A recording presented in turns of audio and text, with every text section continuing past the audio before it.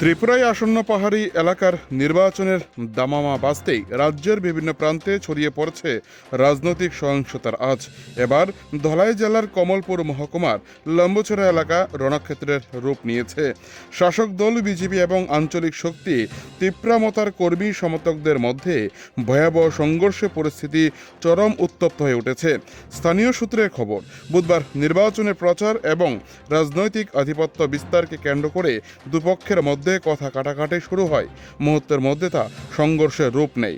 লাঠি, রড ও ইটবৃষ্টিতে রণক্ষেত্রে পরিণত হয় গোটা এলাকা। পরিস্থিতি নিয়ন্ত্রণে আনতে গিয়ে উত্তেজিত জনতার রোষের মুখে পড়ে পুলিশ ও টিএসআর বাহিনী।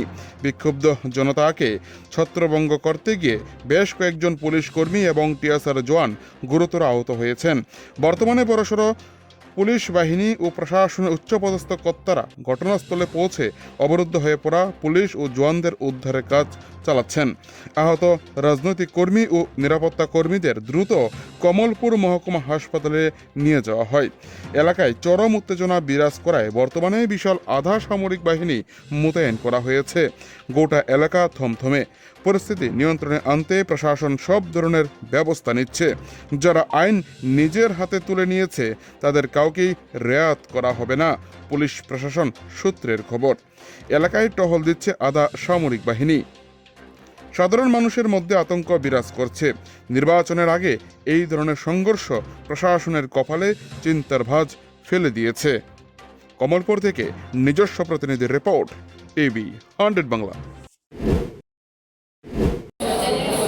মানে কিছু বোঝার আগে, কোনো কিছু বুঝে ওঠার আগেই আমাদের উপরে তারা আক্রমণ করে নেয়। স্যার আপনারা কি ওইখানে একটা গন্ডগোলের নাম শুনে গেছিলেন ওইখানে?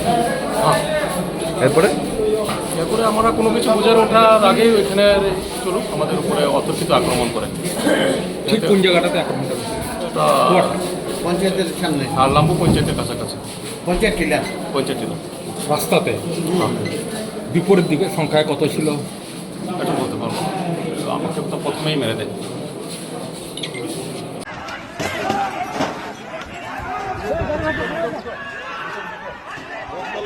पूरा बंदोबस्त करके रखा पूरी पार्टी, इसलिए बोला पीछे चले जाओ आप लोग, पीछे चले जाओ, पीछे चले जाओ, चलो बार बार बोलना पड़ रहा है, पीछे पीछे पीछे